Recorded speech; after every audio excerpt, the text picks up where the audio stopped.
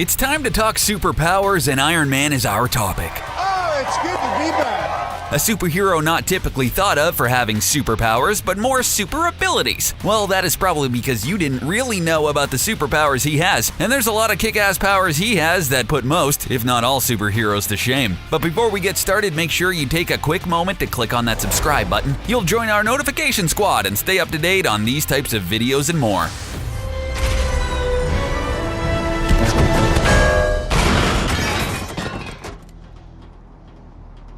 Whatever.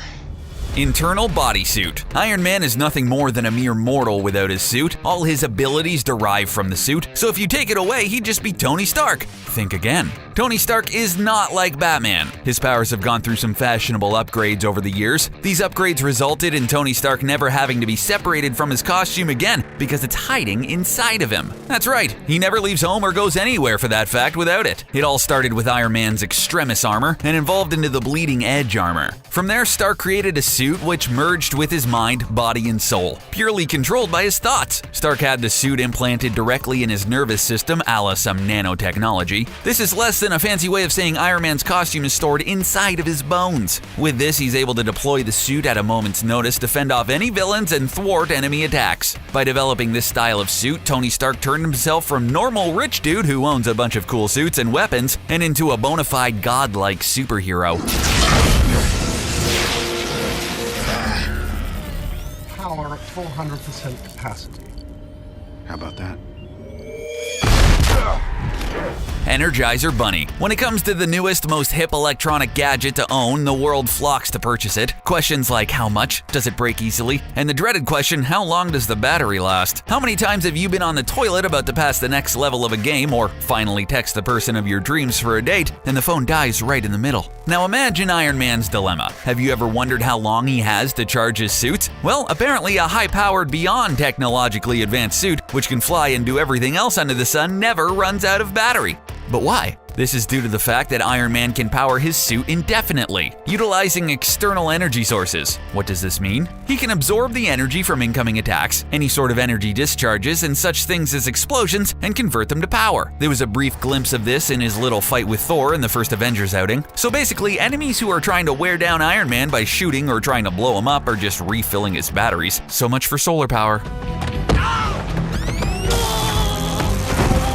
Combat ready. So Tony Stark goes from a playboy weapons creator, manufacturer, to a robot crime-fighting superhero who leads the most powerful superhero agency, the Avengers. During his playboy days, he was definitely nowhere near a crime fighter or a fighter of any kind. He loved drinking, women, and anything loaded with high risk and fun. So even though you know him now as a superhero without his suit, if he were attacked, you'd think he'd be done for. Well, you'd be in for a surprise, because Tony Stark is actually quite the badass when it comes to hand-to-hand combat, and Tony Stark would love to prove any naysayers wrong. There was a time period in the comics he was incapable of utilizing his suit, so he reached out to Captain America, of all people, for help. Captain America accepted the challenge of training Stark and developed an insanely relentless training regimen. It was specifically designed to make him one of the greatest fighters alive. Stark delved into Captain America's program and went all out. Day and night he strived for perfection of mind and body until he finished and became an intimidating presence in and out of the suit.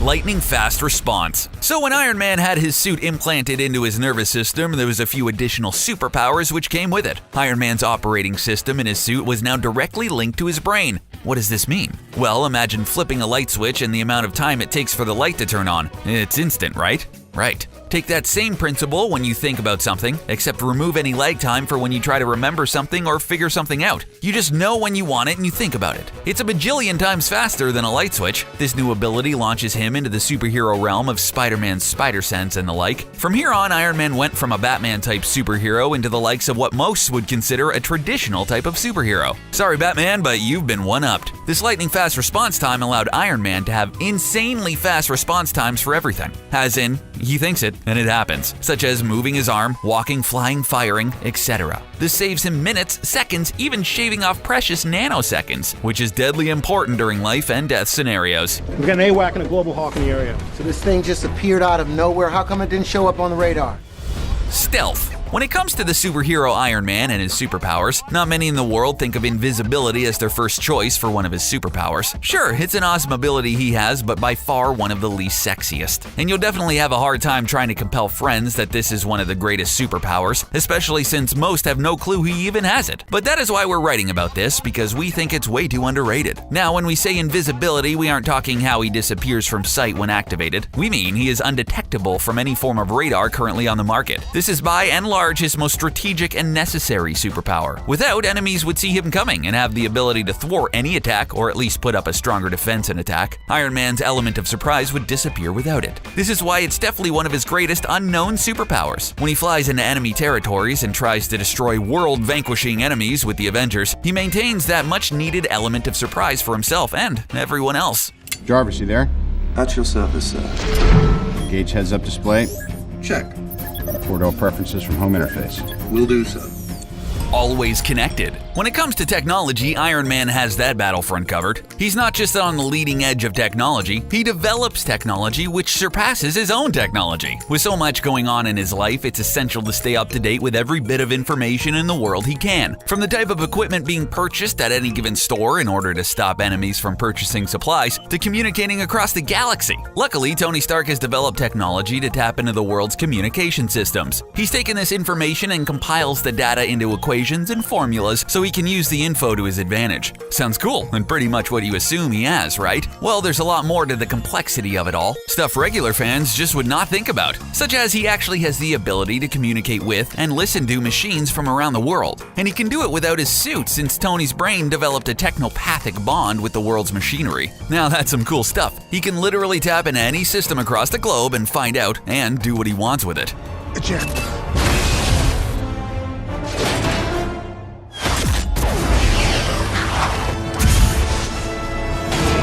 Creating confusion. Being on the battlefield is rough. There's so much going on, from life and death to explosions and bullets and laser beams whizzing past your head. Utilizing every ability effectively in a battle is the only way to survive and eventually winning. Iron Man has a superpower of deploying holographic decoys, which have the ability to cause so much confusion for the other side, we wish he would use it a lot more. What do these do, you ask? Well, Iron Man's suit has the ability to project holographic images of himself, rendered in lifelike quality. This would be perfect to cause insane amounts of confusion for the enemy, thinking they're fighting Iron Man when they're really only fighting a representation of him. And not only does he have the ability to project a carbon copy of himself, but he has the capability of projecting multiple versions of Iron Man to confuse missiles and villains attacking. On top of that, there should be no reason why he wouldn't be able to fully render out any of the Avengers as well. We can only assume this superpower is not utilized because it's far too effective and would hinder moving the story forward. The Futurist, gentlemen! The Futurist is here! He sees all. He knows what's best for you, whether you like it or not. See into the future. Sort of. Tony Stark is a savant when it comes to pretty much anything in life. He graduated from MIT as a teenager and collaborated with the smartest and richest people in the world before he was even 20. Hands down, Tony Stark has one of, if not the greatest minds in the Marvel Cinematic Universe. When did you become an expert in thermonuclear astrophysics? Last night. He's known in the MCU as a futurist, which is a scientist whose specialty is the attempt to systematically explore predictions and possibilities about the future and how they emerge from the present. With his super intellect and ability to have access to the world's communication systems, he's capable of foreshadowing events based purely on reason and logic. For Tony Stark, it's as easy as 1 + 1 equals Thanos. We'll be attacking from the southeast quadrant on the high noon of the first full moon of the month. In Civil War, Hawkeye even called out Stark on this ability, explaining he must have known about what was going to happen because he's a futurist. This was an extremely important emotional moment to tie in the storylines from Civil War comic books. Stark was able to predict the Civil War before any of it even happened.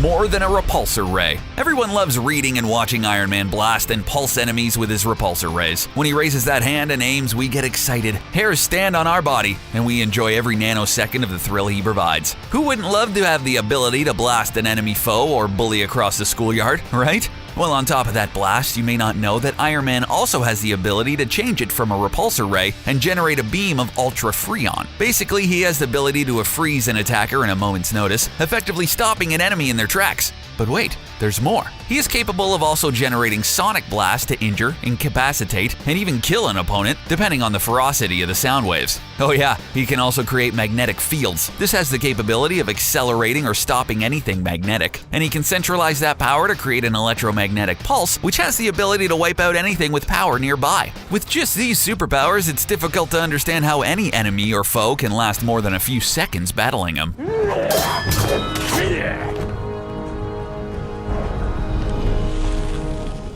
Wolverine Deadpool healing. When it comes to superhuman superpowers, Iron Man is not a superhero thought of much, which he really shouldn't be. Yes, he has superpowers, but just like Batman, he's a mortal man who happens to be a bazillionaire with a thirst for crime fighting. He builds his weapons and powers from nothing but his mind and resources. However, along the way of going from genius playboy billionaire to genius superhero billionaire, he developed the ability to heal himself. And we aren't talking like he goes and gets a doctor to perform a surgery or he pops a pill. Like, his body actually heals itself by rebuilding organs and such. It plays off the same technology which he used to implant his suit inside his body. This puts him on the superhero level of Wolverine and Deadpool. Iron Man not only has an impenetrable suit, but if somehow an enemy gets through, he has the ability to rebuild organs if he gets hurt. Now, he isn't going to survive a headshot wound like Logan would, but it sure is a badass superpower to have in his toolbox. Jeez, talk about an arsenal of superpowers. And the above are only a handful of them. Iron Man is one kick-ass superhero. I have successfully privatized world peace.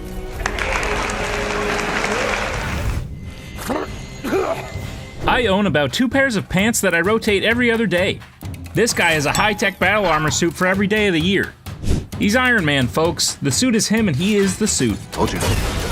I see you're confused, since he nearly made it to triple digits in terms of the mark number of his suits. Yes, it's true, during Tony Stark's time in the MCU, he wore a wide array of various battle suits, each slightly different from the next. Whether it be the Mark 1 or the Mark 101, Tony loved to put a little flair into each of his special projects in order to save the world. Which were his best? Well, let's find out right now. There is something to be said for nostalgia and iconic status. And though this rust bucket may not look too pretty, it certainly got the job done. But I remember that, as Obadiah Stane and my friend Tim for some reason like to say, Tony built it in a cave with nothing but a box of scraps. Then you couple that with the fact that he had to trick the people actively watching him that he wasn't making a giant robot suit. Knowing all of that makes the Mark I a pretty impressive feat of engineering. Compared to later models, however, it doesn't even compare. Tony doesn't quite have the same mobility with the Mark I as he does with other suits. It is bullet resistant and has enough force behind it to knock down doors. It's complete with flamethrowers and a rocket-powered grenade that appears to be activated via lawnmower pull cord. Powered by the first ever successful miniaturized arc reactor, as Tony himself even said the suit only had a couple minutes of juice in it. It's the element of surprise that really helps Tony escape the 10 rings. With any other model suit, it's likely Tony could have strolled out of there, twirling a cane all the while. The Mark I had one glorious flight in it, and Tony used it as his final push to escape after destroying all of his weapons that the 10 rings had acquired. The flight was more of a launch that ended with Tony crashing in the desert with the pieces of the Mark I falling from the sky around him. Though the suit would later serve as the inspiration for the Ironmonger armor, Where do you think you're going? this first design is all about what it would lead to after helping one of the world's greatest heroes become fully realized. Thanos could likely crush it into a hunky metal ball and take it bowling. Known as the prodigal son, I kinda hate the Mark 42 armor featured in Iron Man 3. It gets taken down by a freaking semi-truck for Pete's sake. And yes, I know what you're thinking. Hey, why don't you try getting hit by a semi-truck and see how many pieces you break into? I get it. But Tony has been able to survive being hit by moons, and a really angry green scientist and other versions of his armor. Iron Man 3 is all about who Tony is outside of the suit. He doesn't need a suit of armor to prove that he truly is Iron Man. He takes on bad guys through much of the film without even wearing a suit. And I think the joke of the Mark 42 is that it's probably Tony's worst design in a long time. It highlights Tony's ability as a hero though, because it shows what he can do creatively with such a piece of garbage. After implanting devices in his arms, Tony is able to call the suit to him piece by piece from anywhere in the world. He can also control the full suit while not in it. They all made it. He did do some incredible things with it, like save Pepper as well as a group of fallen government officials. But at the end of the day, the best thing this suit did was blow up. And even that didn't kill the main villain. The Mark 42 was what happens when Tony gets bored, and if he had other options at the time, I think it would be somewhere around his 41st choice. You happy now? The Mark II armor is certainly an improvement over the Mark I. It was definitely a giant leap closer to the look we are used to seeing. Lacking a paint job, this was Tony's first suit he was able to fly in. For the most part, the suit was just used as a prototype until the next version could be improved upon. This is how Tony discovered some issues. For example, try not to land on a multi-level structure, as you'll go crashing through the floors and destroy a priceless car. Secondly, don't fly too close to the moon, as that ice buildup is a real pain. Luckily, this knowledge wound up coming in handy when fighting Ironmonger later, but it nearly cost Tony his life on the first go-around.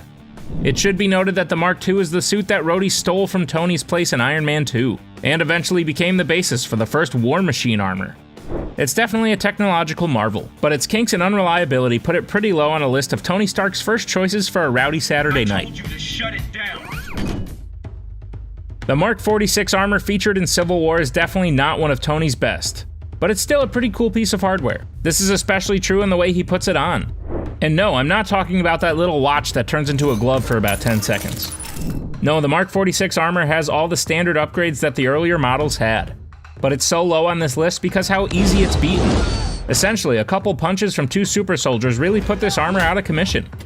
Cap was essentially able to take away Tony's ability to fly, and easily took out his targeting system. At the end of the day, Bucky and Cap are two good fighters, but something tells me if this armor goes down that easily, it wouldn't stand much of a chance against some foes who pack just a little bit heavier of a punch. The Mark V armor is pretty cool, mostly because it is stored in a suitcase. Mark V was really the first time we saw Tony get creative with the way he puts on his suit. 5 had all the standard upgrades of suits before it, with slightly more convenience in a pinch. Overall, the armor looks cool and functions properly, but it's hard to deny that it was nearly destroyed by a shirtless Russian dude with a whip. Whiplash tore this armor apart, to the point where Tony's fingers were sticking out of the gauntlet. Usually, Tony is the one to have the drop on his enemies, but in this case, it seemed that Ivan Vanko was able to do a lot of damage to a very high-tech suit. Plus, seeing some of the other ways Tony developed to put his suit on, a suitcase really becomes not all that special. This is the icon, baby. Hot Rod Red and Gold. After working out the kinks from the Mark II, Tony created this masterpiece capable of fighting the world's greatest terrorists, and a really jealous friend of his dad's. Now, this suit isn't perfect, as Stain is able to tear it apart, but it did improve things like the icing problem, which led to a turning point in the battle. It's got high-tech targeting systems and missiles capable of completely destroying fully loaded tanks. It took on 2 state-of-the-art fighter jets, and most importantly, it revealed Iron Man to the world. The Mark III will forever go down as one of the images that people think of when they think of the birth of the MCU, and for that it gets some style points. One of the only special things I or anyone knows about the Mark IV suit is that it has a filtration system for when Tony can't exactly find the nearest bathroom. The Mark IV outside of that is remarkably similar to the Mark III. It has very few updates and upgrades, and honestly gets its butt kicked by the Mark II. Granted, Rhodey operating the Mark II was how you say sober. And Tony in the Mark IV was how you say not. Besides his incredible aim, destroying champagne bottles and watermelons, I can't really think of a spectacular thing the suit has done. Maybe survive being launched into a fireplace, but even then, that's a stretch. There's not much that can really be said about this next suit. That's the Mark 47 armor featured in Spider-Man Homecoming. No. The only real action this suit saw was rescuing Spider-Man from drowning, and helping hold a ferry cut in half together. Now, it is equipped with several other rocket engines that helped fix the torn boat, but outside of that, we don't see the suit do a whole lot. Tony is able to remote pilot it from halfway around the world, which is definitely a cool feature. Here. And given its Mark number, I imagine it has some of the same upgrades as the suit seen prior. It certainly looks cool, and Tony makes quite an entrance surprising Peter, but overall I would say the suit is really nothing special. The final suit worn by Tony in Iron Man 2 is the Mark VI armor. This armor is famous for being the first one powered by the new and improved arc reactor. Tony's old reactor was giving him palladium poisoning, slowly killing him.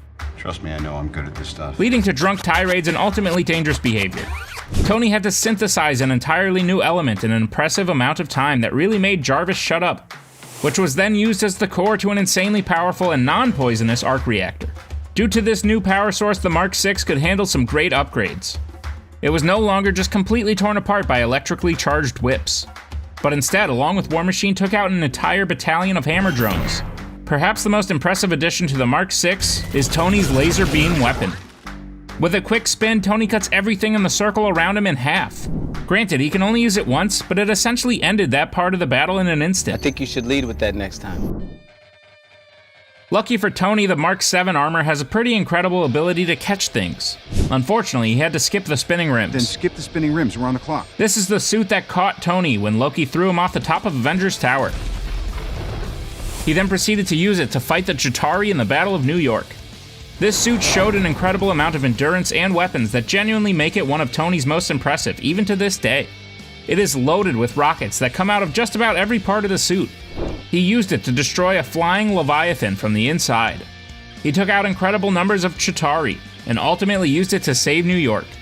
One of the most impressively surprising things about the suit is how long it was able to sustain Tony in space.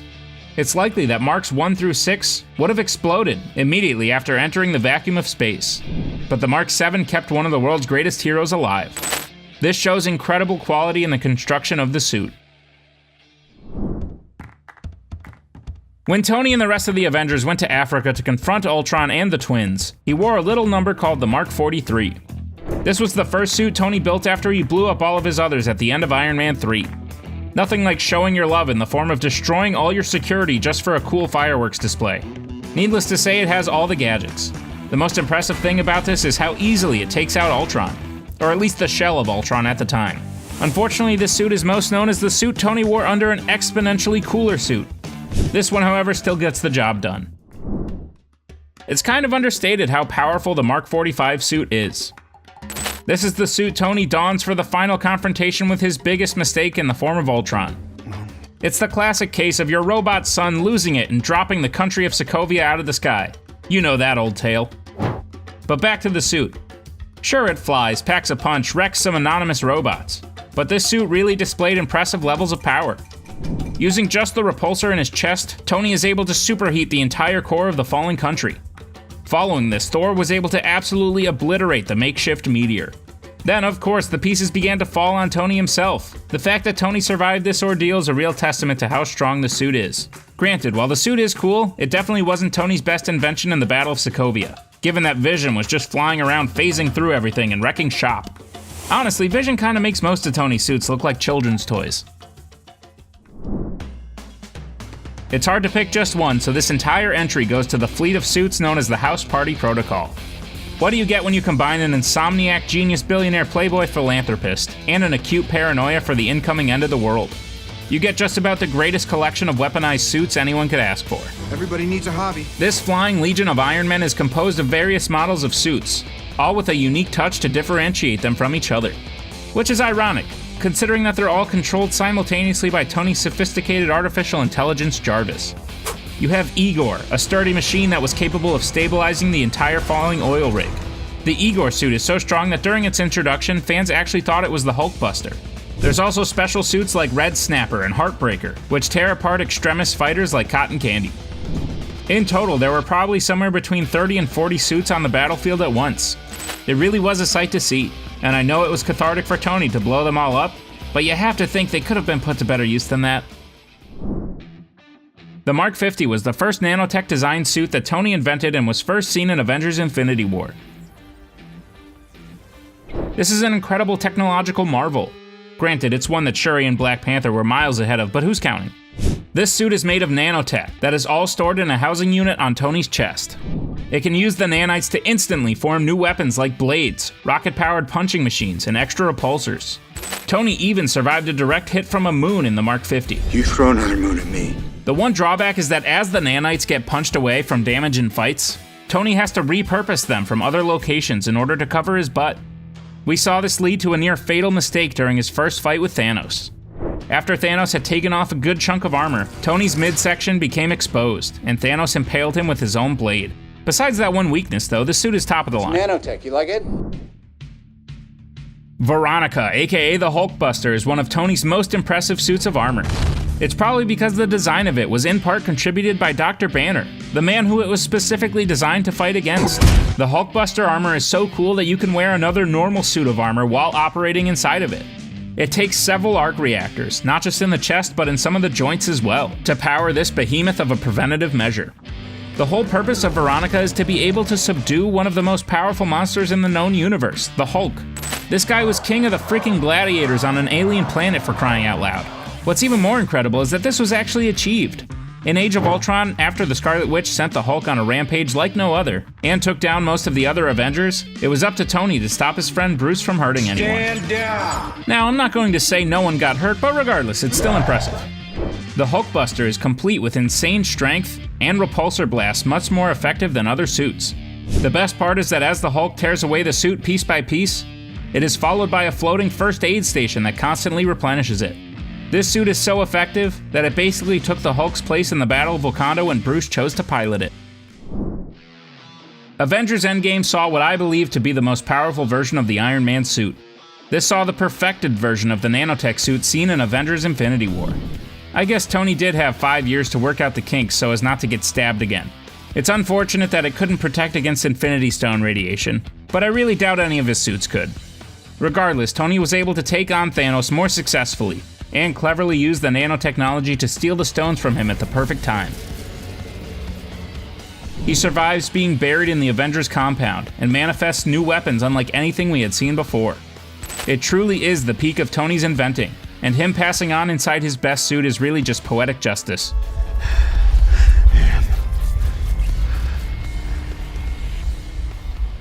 Iron Man.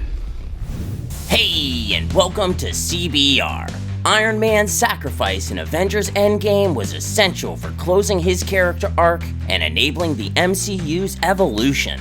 It symbolized his transformation from selfish to selfless, marking a pivotal emotional moment. Why Iron Man died.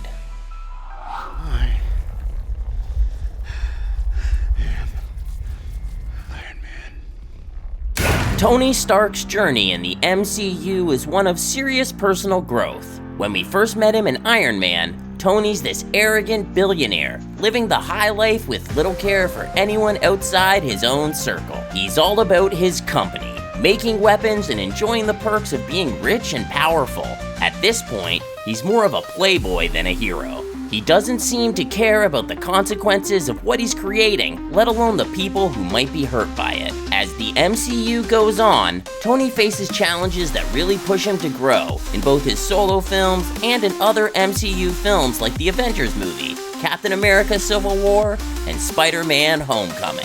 By the time we get to Avengers Endgame, Tony's transformation is complete. In the end, he's not the same guy who used to throw around snarky one-liners and create weapons for profit. He's grown into a selfless hero who understands the weight of his decisions. When he makes the ultimate choice to sacrifice himself to use the Infinity Stones and defeat Thanos, it's the final step in his arc. He's gone from a man who made weapons of mass destruction to one who's ready to die to save everybody else. Tony's death in Endgame is more than just a plot point, it's a huge moment for the MCU.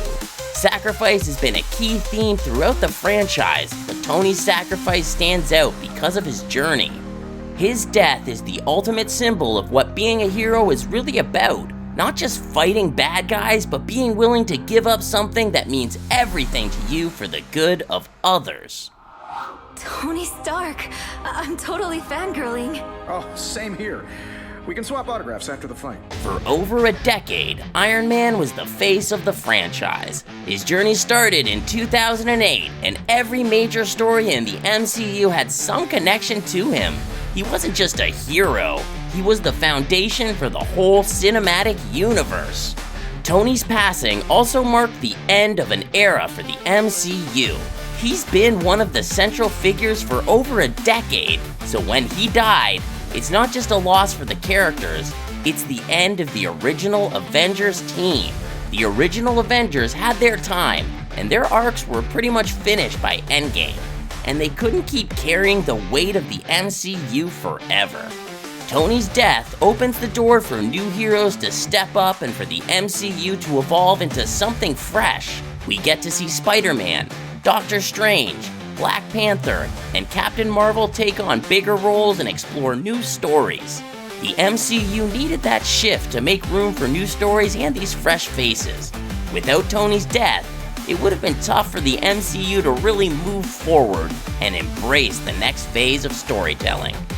Take Spider-Man, for example. After Tony's death, Peter Parker is left to deal with the grief of losing his mentor. It's the perfect setup for the next phase of the MCU, and Tony's death is the catalyst for that change. His sacrifice allowed Marvel to respect the Avengers' legacy while opening up space for fresh storylines and different kinds of characters to expand the MCU. This shift lets the MCU expand into new territories, like with shows like WandaVision, The Falcon and the Winter Soldier, and movies like Shang-Chi, without always being tied to the past. And honestly, Tony's death was a big part of how the MCU was able to mature. The stories were no longer just about the original Avengers. It was time for the universe to grow and include new voices and perspectives. With Tony gone, the MCU could broaden its horizons and go in new directions. But his legacy still lives on in the new characters and storylines that follow. His sacrifice gave the MCU the room it needed to evolve while still honoring what came before. Tony Stark's death wasn't just the end of a character arc, it was the MCU's way of moving on. I think with a little more mentoring, he'd be a real asset to the team. One of the biggest impacts of Tony's death was on Peter Parker, who was basically Tony's protege. In Spider-Man: Far From Home, we really see how much Tony's passing hits Peter. Tony was more than just a mentor. He was a father figure, guiding Peter through the ups and downs of being a young hero. After Tony's death, Peter is left to pick up the pieces of his life and his role in the world. He spends the movie struggling with whether he's ready to step into Tony's shoes and continue his legacy. But what's cool about Peter's journey is that it's not just about becoming the next Iron Man. It's about finding his own identity and figuring out how to be a hero on his own terms. The emotional journey Peter goes on trying to live up to Tony's expectations while also trying to be himself is one of the key storylines that moves forward in the MCU. Plus, Tony's tech, like the Iron Spider suit, becomes a big part of Peter's arsenal as he continues to fight bad guys in Tony's absence. With Tony gone, the Avengers need to change too. The original team wasn't going to stick around forever, and the new generation has to step up. I'm putting together a team, and I want you on it. That's where characters like Captain Marvel, Sam Wilson, who is now the new Captain America, each of them has a unique role to play in the future of the MCU. Sam taking on the mantle of Captain America is a huge moment because it's not just about holding on to Steve Rogers' legacy, it's about how Sam, with his own experiences and values, can redefine what it means to be Captain America.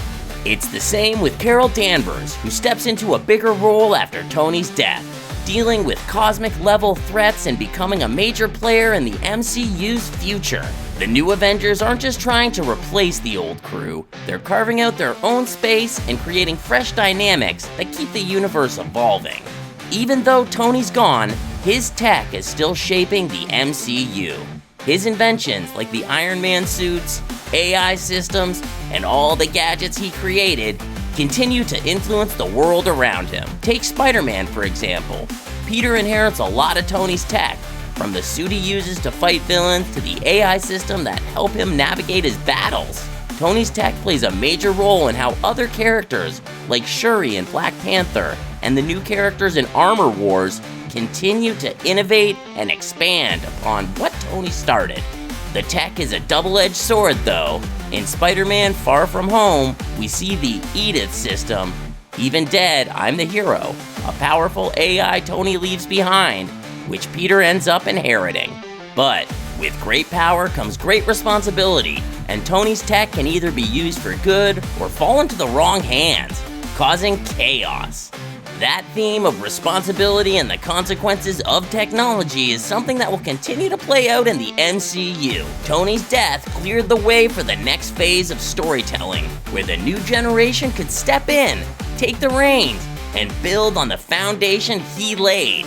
It wasn't just an ending, It was a new beginning for the MCU. Hey, and welcome to CBR. Iron Man is one of Earth's most powerful superheroes and is the hero responsible for keeping the Avengers together. But what would have happened if Tony Stark never became Iron Man? Today, at CBR, we're discussing how Marvel history would have changed without the armored Avenger.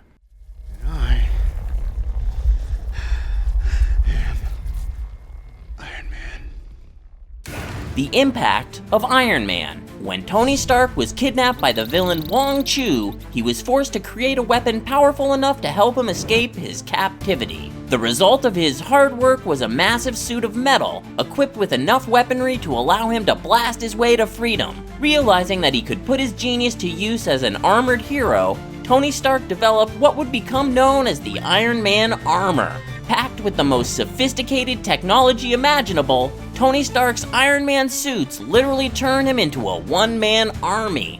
The success of Iron Man as a superhero became so great that Tony Stark was able to finance a group of other superheroes known as the Avengers, Earth's mightiest heroes. Assemble. What if?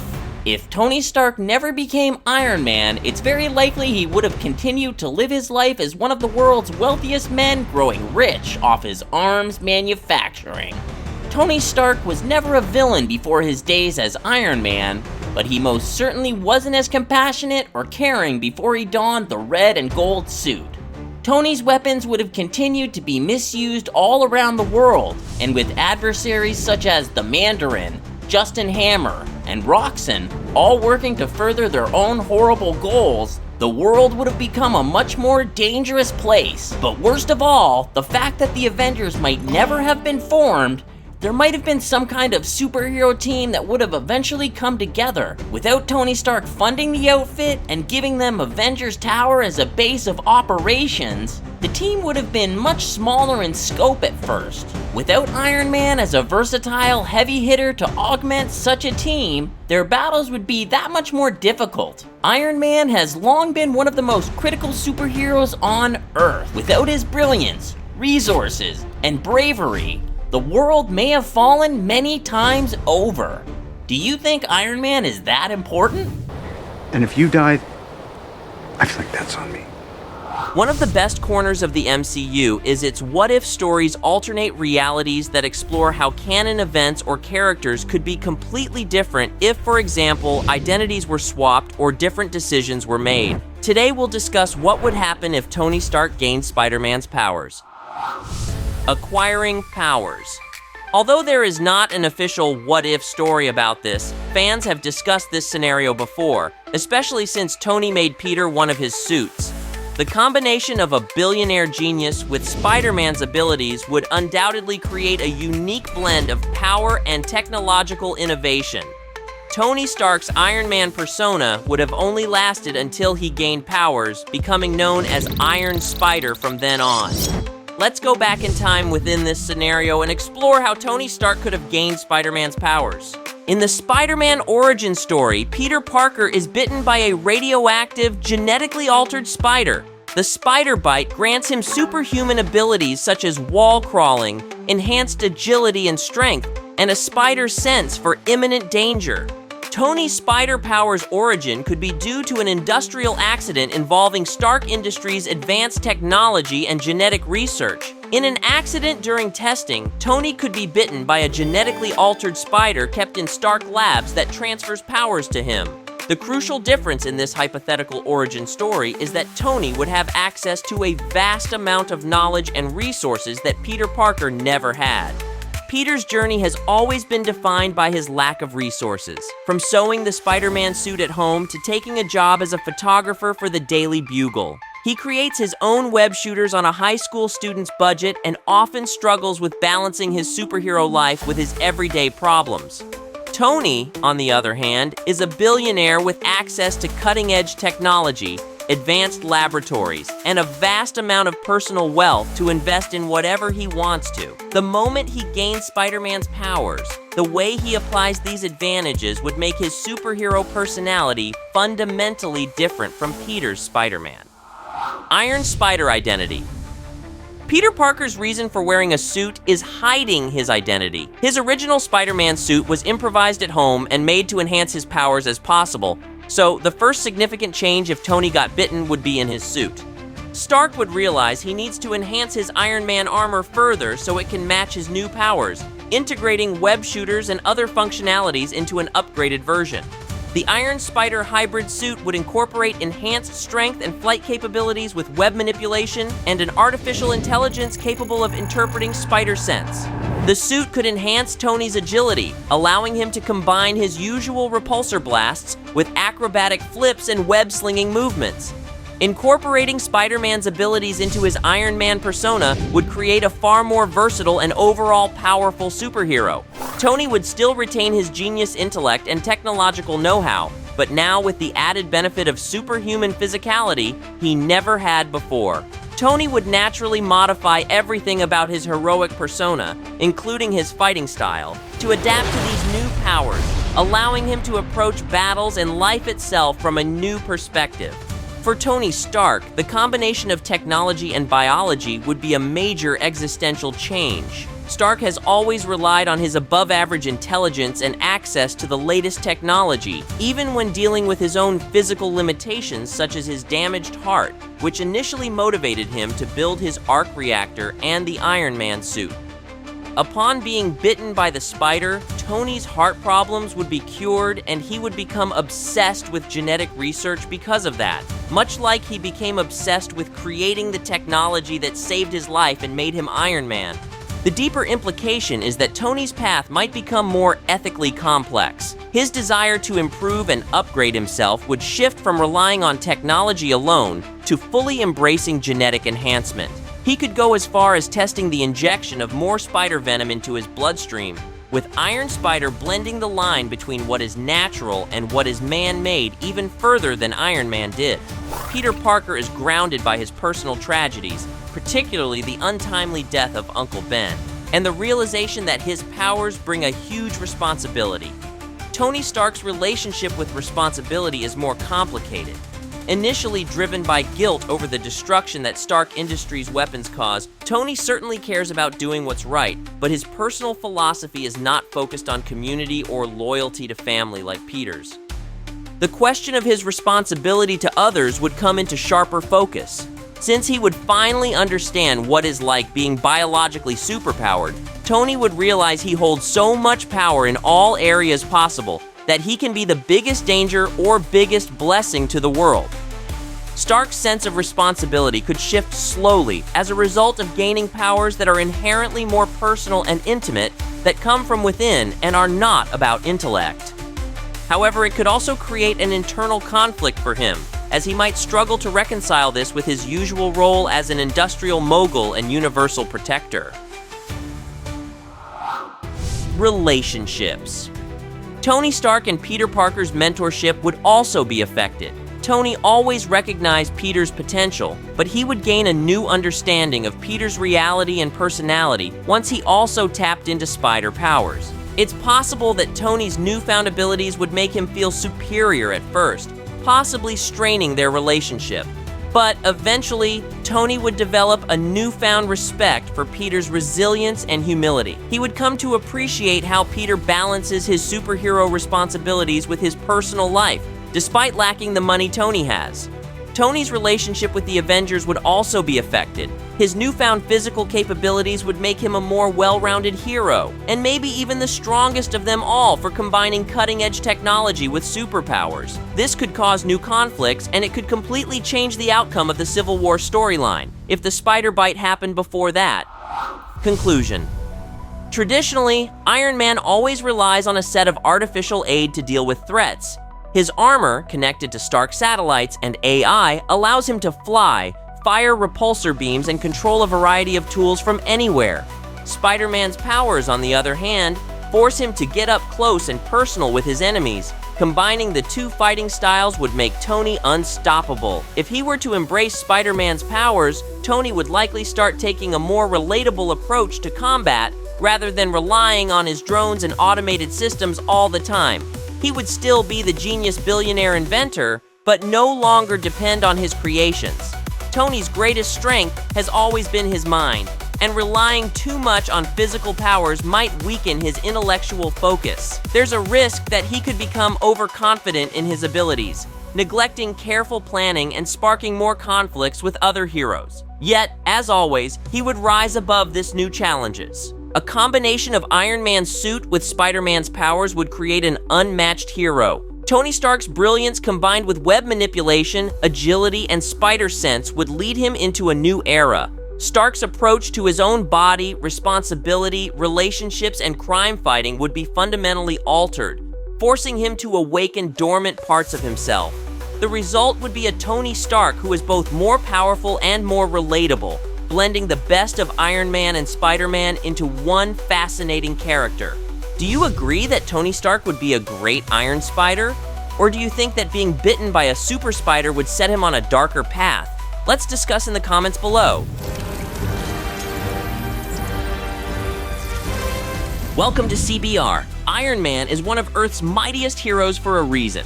Possessing brilliant intellect and the world's most cutting-edge technology, there's very little Iron Man can't do. Today at CBR, we're diving into 5 more skills Iron Man has. In Iron Man issue 284, Tony Stark died from a technovirus that had consumed most of his body. But when he was put into a cryogenic stasis tank, scientists were able to revive Tony's techno-organic body.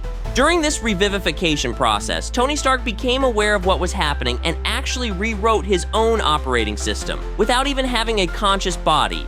In Avengers vs. X-Men issue 1, Iron Man came to blows with Magneto, the master of magnetism. While it would seem like the fight should have been over in less than a second, Tony Stark built a special suit made of carbon nanotubes that were immune to Magneto's powers. It was still a spectacular fight and a victory many people today still dispute. In Earth 30,847, otherwise known as the universe where the Marvel vs. Capcom series take place, Iron Man created one of the most powerful suits of armor in his life. Upon defeating Galactus, Iron Man applied the information he gained from the Devourer of Worlds and created the Galactus-Buster suit. During the original Armor Wars event, Iron Man's technology was stolen and used by various supervillains all across the planet. Iron Man waged a one-man war against these supervillains, finding all appropriate intel, suiting up accordingly, and hunting down every single villain in order to neutralize his stolen technology. In what is known as the Camelot Trilogy, Iron Man traveled back in time to the Kingdom of Camelot, where he wielded the magical power of the sword, Excalibur. Welcome to CBR. Even though he has no superpowers, Iron Man is one of the most important superheroes in Marvel history. Today, you'll understand why. Let's do a deep dive into Tony Stark's evolution in both comics and the MCU. The genius inventor and billionaire industrialist Anthony Stark made his debut in Marvel Comics in the Tales of Suspense series from the 1960s. In Iron Man is Born, logically the comic introduces the character and his origin story at once. This story was part of the source material for the first Iron Man movie, which we'll circle back to later in the video. Tony is the head of Stark Industries. The actual name of the Stark Legacy Company changes throughout Marvel Comics history, from Stark International to Enterprises to Industries, but to keep things simple, let's call it by its current name. The company at first invents and manufactures weapons for the United States military. He inherited it from his late father, Howard Stark, who was also a great inventor and businessman. In his debut story, Tony is captured by Wong Chu, who forces him to build weapons upon realizing his prisoner is a famous American inventor. Tony is shot in the chest, and the shrapnel is lodged near his heart. Wong Chu falsely promises that he will have a surgeon save Stark's life if he develops weapons for him. Tony instead builds the iron suit with a central chest plate to block the shrapnel and saves his own life. Much like in the movie, Iron Man's first suit is a gray metal monstrosity, but the design of the iron suit actually remained pretty similar for a few issues, although Tony created a new yellow suit that was more refined once he got back home. When the first Avenger comic, Avengers #1, came out in 1963, Iron Man still had that yellow suit. Happy Hogan and Pepper Potts are also important supporting characters in Iron Man's stories since the character's early days. They actually had a short-lived love triangle at first, but Happy soon became Tony's best friend and Pepper, his girlfriend. As shown in Tales of Suspense number 45 to number 46, Tony is a founding member of the Avengers alongside Thor, Hulk, Ant-Man, and the Wasp, and Tony donated his own personal mansion to be the Avengers Mansion, their first headquarters in Avengers number 2, 1963. Pretty soon, in Tales of Suspense, number 48, 1963, Stark created the first version of the iconic red and yellow iron suit, as he has a constant need to upgrade the technology that keeps his heart working and allows him to battle his enemies. In one of their first adventures in Avengers number 4, 1964, Tony and the Avengers found the frozen body of Steve Rogers, and Captain America joined the team. Another significant moment for Tony is in Iron Man number 19, 1969. Stark eventually underwent heart transplant surgery, and he no longer had to rely on his chest plate to survive. Tony also grew to regret producing weapons for the military, and further transforming from his former selfish self into a true superhero, he turned Stark Industries into a force for good, developing technologies to help humanity instead of killing in Iron Man number 50, 1972. Tony Stark's biggest asset is his genius-level intelligence. He's one of the most intelligent characters in the Marvel Universe, equal to other geniuses like Reed Richards and Bruce Banner. Although it's a divisive debate among fans who is the smartest, everyone agrees Tony is up there with the best. Iron Man, the legend. Number 1, 1996 revealed that Tony was a child prodigy who graduated from the Massachusetts Institute of Technology with honors at the age of 17. His talent for engineering, invention, and problem solving is what makes Iron Man. As a master engineer and mechanic, Tony is capable of creating and fixing almost any, if not all kinds, of machinery. The fact that he built the first iron suit in captivity is proof enough of his engineering abilities. But being a super genius, he is not only hiding behind the iron suit, he is always the one having brilliant ideas and executing them. For example, during the Operation Galactic Storm event in Iron Man number 278, 1992, Tony was able to hack alien technology when fighting the Kree. Even the cosmic entity Eternity has recognized Tony Stark as the universe's greatest engineer. When speaking about Tony in Mighty Avengers number 30, 2009, Eternity said something that perfectly encapsulates what Iron Man means. For him, science is a tool which he can use to shape his world and his destiny. Another side to Stark's genius is his talent for business. He took over his father's munitions factory in his early 20s and turned it into the world-renowned technology company that Stark Industries became. In terms of his creations, the Iron Man suit is certainly the most important, but the suit itself is comprised of several different creations merged into one armor. The suit has had several different iterations, but always has shown various different types of weapons and gadgets installed in different parts of it to use in battle. The armor gives Tony super strength, speed, the ability to fly, and much more. It is full of specific functions that Tony developed throughout the decades, including the creation and control of magnetic fields, life support for environments like outer space or underwater, and the capacity to recharge the suit by absorbing energy from any external source. But Tony knew he could not rely on the suit all the time, which is why he also dedicated some of his time to train in combat, even once asking Captain America to be his trainer in Iron Man number 125, 1979. Speaking of Iron Man comics from the late 1970s, this is when the saddest aspect of Tony Stark's arc is first explored. His biggest weakness is alcoholism, as shown in Iron Man number 128, 1979. Tony's struggles with alcoholism were the focus of the Demon in a Bottle storyline, in which he became his own worst enemy. This aspect of Tony's story is slightly explored in the MCU with his reckless behavior in Iron Man 2, but unlike its brief importance on screen, alcoholism continued to hunt him in Marvel Comics. The second story that had him succumb to alcohol came in 1983 and led to Stark losing control of his company to Obadiah Stane. During this time, James Rhodes had to temporarily use the Iron Man armor to deal with the issues Tony should be taking care of in Iron Man 170 to 173, 1983. He was tired of being a hero and wanted to relax and have some fun, as he put it. Thankfully, Tony picks himself back up eventually and takes back control of his company, defeats Obadiah Stane, and resumes his work as Iron Man with the Avengers in Iron Man number 200, 1985. As an Avenger for decades, Stark has seen it all and fought all kinds of enemies. This led him to be one of the founding members of another group. However, unlike the Avengers, this one is a secret organization. One of Stark's biggest secrets is his role within the Illuminati.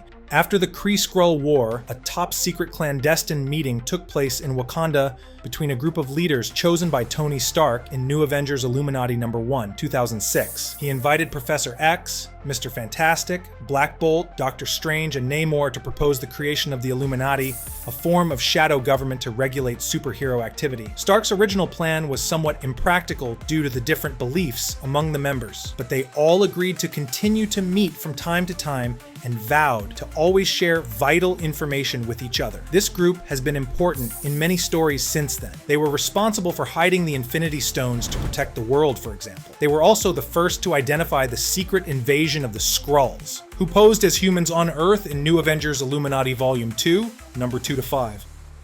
Iron Man is also one of the most important Marvel superheroes in adaptations of the comics, from animations to video games, and of course, the MCU. Portrayed by Robert Downey Jr. in the Marvel Cinematic Universe, Tony Stark first appeared in 2008. His first solo movie tells the origin story of Tony Stark as Iron Man, from a billionaire weapons manufacturer and playboy to a superhero and positive figure in the world. He is captured by the terrorist group 10 Rings in Afghanistan instead of Wong Chu in Vietnam, as his debut in the comics goes. In captivity, he builds the Mark I Iron Man suit and escapes. Back home, he shuts down the weapons division of Stark Industries, develops the arc reactor to power his suit, and fights Obadiah Stane, who becomes the Ironmonger. While Tony managed to keep his identity a secret for a long time in the comics, he quickly shares his secret with the world in his MCU debut. At the end of the film, he publicly announces, "I am Iron Man," during a press conference. The movie also marks the beginning of his long romance with Pepper Potts. In the post-credits scene, Tony meets Nick Fury, who introduces the idea of the Avengers. The Incredible Hulk came out that same year, in which Tony also appears in the post-credits scene to further tease the Avengers formation. Iron Man 2 partially adapted the Demon in a Bottle storyline, with Tony suffering from palladium poisoning and abandoning his responsibilities. But when Whiplash comes to get revenge, he pulls himself together and brings back Iron Man. The sequel makes James Rhodes wear an iron suit for the first time, becoming War Machine, and also includes Natasha Romanoff as Black Widow, continuing to pave the way for the Avengers. In 2012, Tony becomes one of the founding members of the Avengers in the MCU. Their first on-screen lineup is Iron Man, Captain America, Thor, Hulk, Black Widow, and Hawkeye, and they deal with Loki and the Chitauri invasion. In Iron Man 3, Tony expresses his frustration with relying on technology and even blows up all of his suits. He faces Aldrich Killian, the real mastermind behind Extremis, who kidnaps Pepper and injects her with his substance. She later uses her Extremis powers to kill Killian, and Tony funds a surgery to cure her of Extremis. In Avengers Age of Ultron, the creation of Ultron is credited to Tony Stark, although it's Hank Pym who created Ultron in the comics. In the movie, Tony shows Bruce Banner his plans for an artificial intelligence built to protect Earth. They develop Ultron together, but the machine gets out of control. The Avengers manage to stop Ultron from destroying humanity, leading to the creation of Vision and the destruction of Sokovia during the final battle, which has multiple casualties. By the end, Tony and Steve fight over their ideologies, and Tony leaves the Avengers. The feud with Captain America escalates in Captain America: Civil War. With the proposal of the Sokovia Accords, Iron Man and Cap become the leaders of two sides that disagree on whether signing. The document is a good idea. Tony discovers that Bucky Barnes killed his parents as the Winter Soldier under Hydra's control. In the MCU, this discovery further escalated the conflict during the Civil War event. In the comics, the circumstances of Howard and Maria Stark's deaths has been retconned many times. It has been told as a car accident and as an assassination by Roxxon, for example. But what has always been the same is that Tony became an orphan. In the MCU, Civil War also marks the beginning of Tony acting as Peter Parker's mentor. This led to his appearance in the first Spider-Man movie within the franchise in the following year. When Peter proves himself by defeating Vulture, Tony offers him a place in the Avengers, but Peter declines. This aspect of their relationship is unique to the MCU, since they don't have the same age gap and father-son dynamic in the comics. Thanos finally attacks Earth, looking for the Infinity Stones in Avengers Infinity War. Tony and Steve need to leave their differences behind and reunite the Avengers. Iron Man goes to space with Spider-Man, meets the Guardians of the Galaxy, and does everything in his power to stop Thanos Yet he snaps his fingers and half of the world vanishes. Tony witnessing everything at the forefront of the battle is the seed of his ultimate decision in the sequel. In Avengers Endgame, he's one of the masterminds behind the time heist to undo the snap. He builds a new Infinity Gauntlet and ultimately sacrifices himself to snap away Thanos' army. Although the Iron Man movies are fairly accurate adaptations of Iron Man's origins and evolution in Marvel Comics. The Avengers movies and other projects took Tony's arc in a different direction. Iron Man died and came back to life a few times in the comics, but his death in the MCU seems permanent. Yet, something that remained pretty accurate to the comics throughout his arc in the MCU is his personality and abilities, including the creations of multiple iron suits. But the MCU does take his suits to the next level. Even his initial suit allowed him to lift absurd weights and fly. As his designs evolved, the suits became AI-powered and overall more durable. In the Mark VI suit, Iron Man jump-started one of the rotors of the SHIELD helicarrier. He also created the Hulkbuster, specifically designed to deal with the Hulk. More advanced models from the Mark VII can achieve hypersonic speeds and include additional boosters to allow more movements during flight. The Iron Man armor is equipped with repulsor technology, enabling Stark to project powerful energy blasts from his hands and chest. The suit also features a unibeam projector in the chest plate for concentrated energy blasts. The Iron Suit has a vast set of weapons, including missiles. The integration of nanotechnology in later models allows Stark to morph the armor's components into various weapons and tools as needed. For instance, the Mark L armor can generate shields. Certain iterations also possess the ability to absorb and convert external energy sources into power. A notable example occurs when Thor strikes the suit with lightning, resulting in a power increase, which Stark then channels into a potent blast as a counterattack. The armor can be fully sealed, providing Stark with life support for operations in vacuums or underwater environments. It offers protection against radiation and extreme temperatures as well. Inside the helmet, the armor features a sophisticated HUD, powered by Stark's artificial intelligence systems. This interface provides navigation, power levels, weapon status, vital signs, and communication tools. It also includes scanning systems for identifying threats. The suits even incorporate medical technologies to immediately tend to injuries sustained in battle. The nanotechnology can seal a wound, preventing blood loss and stabilizing the condition. And Stark has also received training in unarmed combat, allowing him to fight even without his suit. But beyond the physical enhancements provided by the armor and his combat skills, Tony Stark's genius-level intellect is his biggest asset, just like in the comics. With expertise in mechanical engineering, physics, and computer science, he has developed technologies used by himself and many other heroes. He has a talent for strategic planning and problem solving. He also has a talent for business, with his role in Stark Industries also following the same logic from the source material. Even though Tony Stark's journey in the Marvel Cinematic Universe ended beautifully, many fans still wish he would somehow be brought back to life. Fans speculate that Tony Stark could be reborn in the MCU for several reasons. One of them is that Tony dies and comes back to life a few times in Marvel Comics, and he's currently alive in the comics universe. The idea of Tony Stark being trapped inside the Soul Stone is a popular fan theory, stemming from speculation about how the Infinity Stones function in the MCU. Technically, some fans believe that his soul could be rescued from inside the stone. Well, we want to know your thoughts. Do you think the MCU should find a way to resurrect Tony Stark? Or would that minimize the impact of his self-sacrifice in Avengers Endgame? Let us know in the comments below. Everybody's favorite genius, billionaire, playboy, philanthropist has saved the world many times over. Well, you're not wrong. Both by himself and alongside his fellow Avengers. But even if you're aligned with good, it doesn't mean you always do good work or make the right choices. Tony Stark has proven that as much as he's a superhero, he can also be a supervillain. Before we begin, remember to click the subscribe button so you don't miss out on any future videos. It's free! Who doesn't love free? When he cloned Thor. You know how the story goes. A universe-shattering war broke out after the New Mutants, who are untrained superheroes, inadvertently caused the death of 600 civilians. Public opinion of superheroes turned against them, and sides were drawn around the Superhero Registration Act. The Registration Act mandated that all superheroes must register with the government. Iron Man and his followers believed the SRA was a way of legitimizing their work, but Captain America and his team saw it as a form of indentured servitude and a severe invasion of privacy, since registered heroes were required required to reveal their real names. During Civil War, the tide of history was on Tony Stark's side in our post-9/11 world. In trying to do the right thing, Tony made a number of highly questionable decisions. Give me a break! One was using a strand of Thor's hair, which he'd saved after the first ever meeting of the Avengers, to clone the believed to be dead superhero. No hard feelings, Point Break. You got a mean swing. Not only would the real Thor have seen this as a violation, this construction of genetic and cybernetic material lacked the Asgardians' moral center. During one of the most brutal fights of the war, the clone showed up, kicked pretty much all the butts, and then blew a hole straight through the chest of Bill Foster, aka Goliath, killing him in an instant.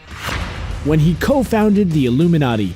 There's no denying that this one falls under the banner of more than just Tony Stark, but the whole thing was his idea. Sometime after the Skrull-Kree War, which nearly destroyed the Earth, it occurred to Iron Man that had the superheroes of the world worked closer together, sharing information and resources, they might have stopped the war before it began. Isn't that the why we fight? So we can end the fight? So we get to go home? So he called together a meeting of himself, Doctor Strange, Reed Richards, Professor X, Black Bolt, Namor, and Black Panther, and the group met privately in Wakanda. There, he proposed his idea. Anytime a really big issue came up that could affect the entire world, they would call a meeting and collaborate to find the best possible solution. Dubbed the Illuminati, they would operate in secret, known only to one another for years. It sounds okay on the surface, but it would only be a matter of time until an issue came up that would require them to undertake actions with very sketchy morals. And they would be performing these unilateral actions while keeping everyone they know and love in the dark. In the words of Black Panther, who refused to sign on with the group, you just decided all by yourselves that you are the Earth's protectors, and that you, and only you, not your teammates and family, are trustworthy enough to include in the process.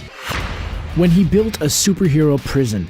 Back when Tony Stark, Reed Richards, and Hank Pym were supporting the Superhero Registration Act, they brainstormed a list of big ideas. Supposedly, there were 100 of these ideas, and each one was meant to make the world a better place that people could feel safe in, with ideas for things like the environment, global poverty, defense, and more. The only one of these ideas that's ever been identified as such is number 42, which was a massive prison built in the negative zone, that weird alternate dimension that the Fantastic Four visit, to hold supervillains. I'm doing what has to be done. The problem was that once the prison was built, Iron Man and his super-registered pals used it to hold unregistered superheroes and known villains. Captain America led a massive prison break at the climax of the Civil War, with every captured hero, and even some of the villains, escaping to join Cap's side of the fight. After the war ended, they abandoned Prison 42. The law may have been on his side during the war, but it's hard to get past the feeling that putting your friends in a maximum security prison in another dimension, which Susan Storm described best as a hellhole, is just a crummy thing to do. Very few of the people imprisoned there actually deserved it.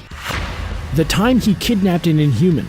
One of the most recent examples of Tony Stark being bad comes from Marvel's famous Civil War storyline. At the outset of Civil War II, a new Inhuman surfaced with the ability to see the future. This new hero, a college student named Ulysses, was immediately added to the Inhuman Society, but Tony Stark had a hard time accepting Ulysses' predictions at face value. No one would listen to his concerns, which were based on the fear that Ulysses' own opinions and biases could alter his visions. When Tony's best friend was killed on a mission that was inspired by a new vision from Ulysses, the situation was more than he could stand. So he did the logical thing. Logical, that is, if you're Tony Stark. He broke into the Inhuman city Attilan and absconded with Ulysses against the young man's will. It provoked an international incident, naturally.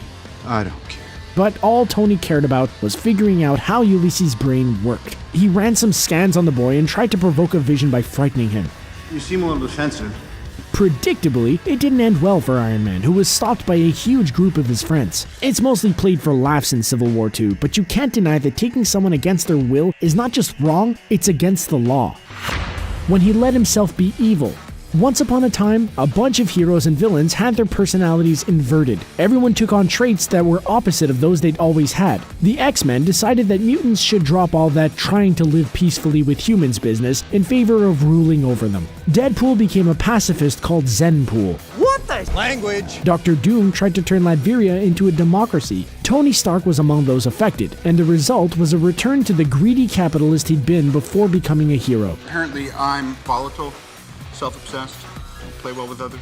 He moved to San Francisco and modified the Extremis virus into a drug, accessible via a smartphone app, that anyone could use to make them beautiful, highly intelligent, in perfect health, and forever young. Much to everyone's surprise, at the end of the app's first day, its trial period was over. But if people wanted to continue their Extremis-enhanced lives, they would have to pay Stark Industries $99.99 a day. Admittedly, most of this wasn't his fault. The magic spell that was cast was beyond his control. When a counterspell was activated, Tony used a shield in his suit to protect himself from reverting to normal. That was his fault. This new, immoral Tony Stark's adventures were chronicled in the pages of Superior Iron Man, a 9-issue. It ended when Pepper Potts exposed his activities to the public. When he was an arms dealer. If not for the original Iron Man movie, most fans might not even remember this. Before he became Iron Man, Tony Stark manufactured and sold advanced weaponry to anyone who'd buy. What do you say to your other nickname, the Merchant of Death?